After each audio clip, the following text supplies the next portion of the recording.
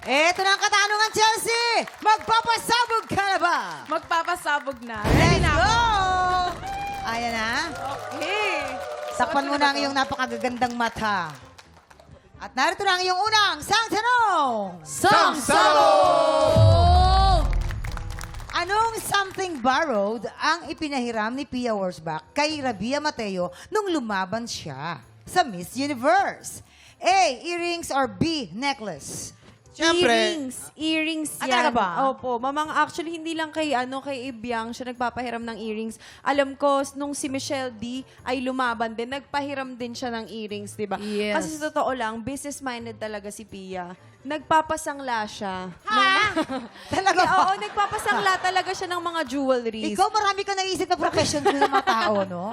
Hindi, totoo yun, Totoo diba? yun. Actually, yung lock nun nanggagaling kasi nga, pag pinangsangla mo, ibig sabihin, makukubra mo din yung pabalik. Actually, that hindi mo Oo. na nga sinabi. Oh, bakit? Sorry. As a beauty queen, Ano? umutang ako kay Pia Wurzbach. Ayun. Magkano? Nung isang hikaw lang naman, wala namang kapare. Sabi ko, huwag mo na isingilin sa akin. Naibalik mo na, friend. Hindi pa rin. Ayun. Kaya nga dapat hindi nabanggit. Kaya earrings ang talagang sorry. mas madalas niyang pinapahiram. Ay, earrings talaga. Nakakaloka. Oo.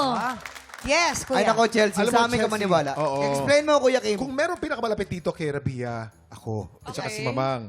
Kasi yung pinaka-first season ng TikTok Lock, co-host namin si Rabia. Siyempre. Kasama niyo One year namin nakasama dito si Siyempre, Rabia. siyempre. At kinuwento niya sa amin kung gaano kahirap ang buhay niya noon. Okay. Sa sobrang hirap niya, nung sumali siya sa Miss Universe, alam mo kung ano yung necklace niya? Tansan. Oo, tsaka puwit ng baso. Puwit ng baso, bubog at saka tansan. Awa. Nakita ni Pia. Umiyak si Pia. Naiyak. Anong tuloy mo? Sabi Tapos, niya, pwede may kita ng na necklace. Oo. Tapos, yun, dumating din si Manny Pacquiao. Pinairam naman siya ng belt. Yan. Para daw sa belt eh. yan. Ayun. Lahat pinairam sa kanya. Tsaka wallet. Wallet. Diba? So, narinig mo naman siguro, lalo kang nalito, I'm sure, diba? Nakakamatalino talaga yung mga pinagsasabi nila minsan eh. Ano? Parang hindi ko nga alam kung kanino na talaga ako maniniwala eh. Parang na-convince ako dun sa ang daming pinahiram kay Rabia. Oo. Kasi alam ko na Necklace. naman yung pinagdaanan Diba? katulad Ni ni Rabia. Miss Rabia. Oo. Kasi ako din, wala din naman akong resources too much. Nang hiram lang din ako. Pero I think I'm gonna have to listen to the girl's side. Naku. Ayun, tama. earring. Tama ka. Teka muna, Chelsea. Kukumbinsin lang kita. Huwag kang makikinig kasi? sa dalawang yan. Alam mo bakit? Bakit? Nag-i-interest yan sa posisyon mo. Ah, talaga? Oo. Ay, ako, Kuya Kim, I'm done. Pinag-i-interestan niya. Ay, tapos na daw. Tinapos mo naman And agad, then, friend. kumbaga, hindi ako pang Miss Universe eh. So, parang Ano tapos ka? na ako. Ito ang pang Miss Universe natin. Hindi kaya nga iniidolo ko si Chelsea, ayoko magkamali siya. Tama yung Totoo sagot naman. mo, Chelsea. Ito na sagot naman. Pang Miss Universe. Kaya sa amin sige. ka makinig. As a beauty queen, kasi sa kabila parang di tayo sure. Diba? Bubog daw. Grabe naman yun. Alamin na natin ngayon yan. Dahil sabi nga ni Chelsea, earrings daw. Kabog or sabog in... 5, 4, 3, 2, 1.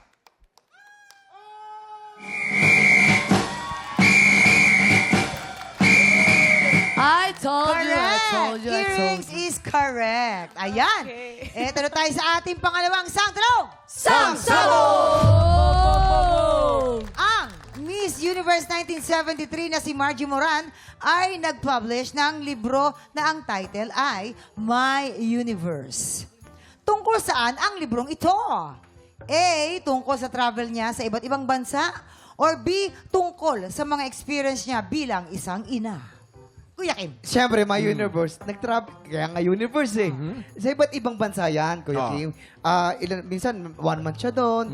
Ang gusto ko yung Tibet, yung naikwento, nabasa ko yun eh. Oo, Tibet. English, ano ko lang, ita-translate ko sa Tagalog. Oo. Yung Tibet kasi, may mga monk kasi doon. Monk, oo. Oo, doon pala, yung may mga temple. Yun ang nagustuhan niya doon, tumagal siya doon.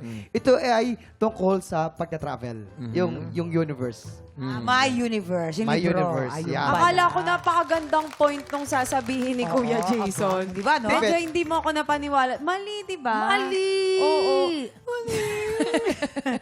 So, ano Tungkol ito sa tama? pagiging Oh. sa pagiging mother. Ah, talaga? Kasi ang Oo. pagiging mother is very universal. Sabi Diba? sabi nga nila, what is the essence of being a woman?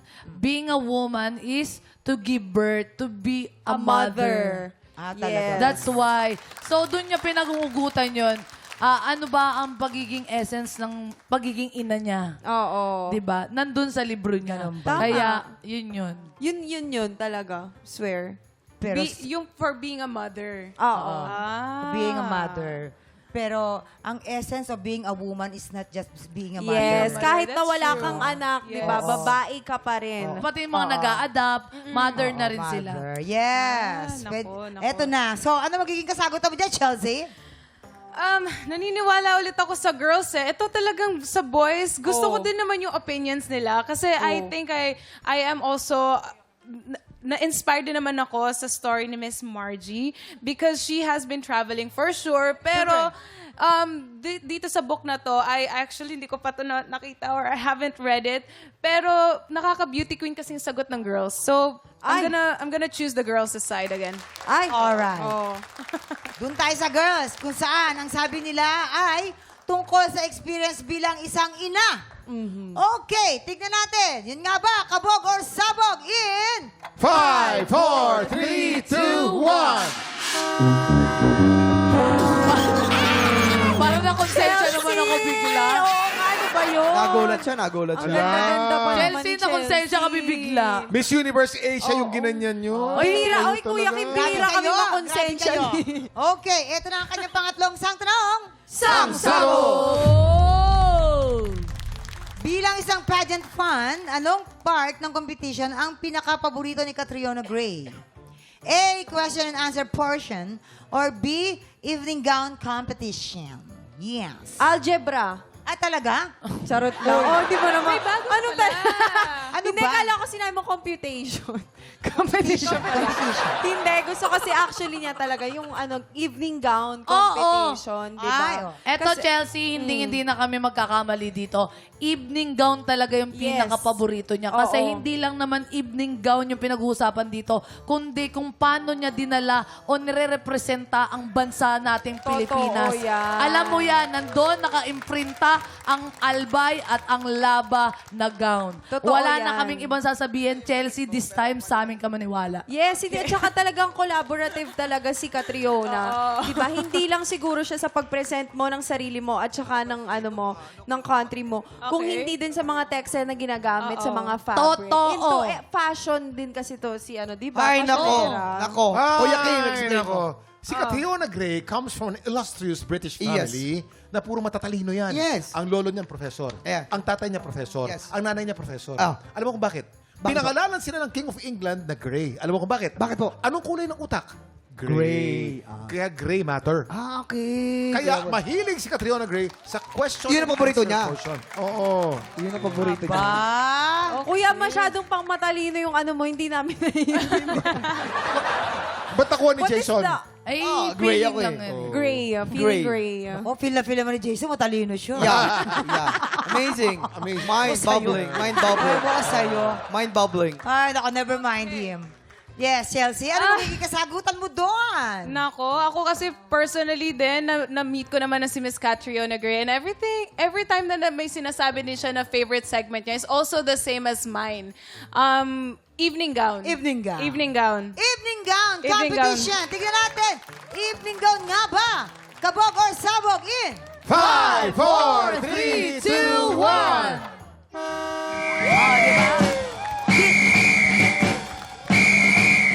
Kasi nakonsensya Yes. kami doon sa ano eh. Tama. Konsensya ka na. Alright, ito naman ang ilang fourth and last question. Ito na ang pang-apat na sang tanong.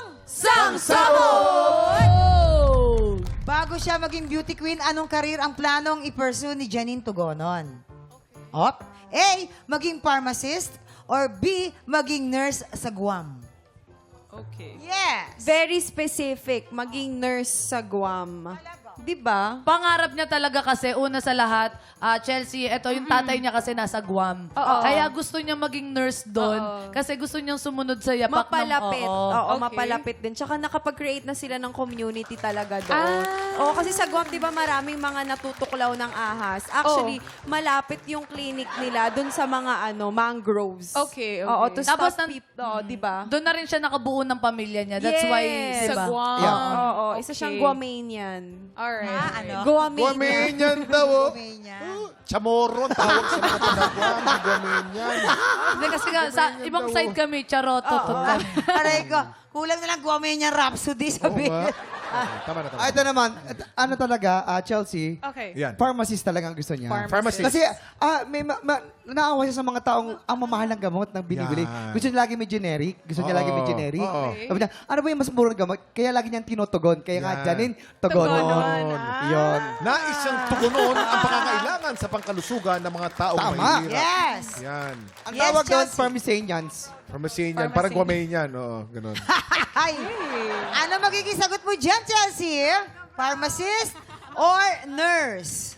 Maging pharmacist. Pharmacist. Okay. Yes. Sure na, Ana? Okay. Siyempre. na. Sure na siya. Oo. Tignan natin. Maging isang pharmacist daw. Kabog or sabog in... 5, 4, 3, 2, 1. Hindi sa'yo eh. Correct! Oo. Meron pala silang pharmacy business doon sa Guam. Oo. Kumusta? Kumusta, Chelsea? Pasensya ka na. Kumusta Oo mo na nga. experience? Pero tignan mo si Chelsea Ganda pa kahit rin. na ano, Pretty ang pa din. ganda-ganda pa rin, no? Oh, pang Miss Universe yan. Grabe yung experience. Ang saya naman nun. Yes, nakakakaba kasi even if you sit down there, iisipin mo talaga kung kanino ka maniniwala. Kasi ang galing Ang galing ang echos, no? Magaling eh. Napakagaling naman ni Kuya Kim. Ang daming information. Oo. Siya lang. Ay, Pasensya ka na ha. magaling siya, sabi ko. Pero mas Oo. magaling ka. Ah, thank you, thank you. Oo. Mas magaling siya kaysa kay Kuya Kim. Natatalbogan ka din kasi minsan. Naku. Kuya Kim. Pwede. Iba din yung mindset pala niya. Team kami, Oo. team. Informative. Yes, tinugod niya talaga no? Maraming salamat, Chelsea. Balik ka dito sa amin. Salamat.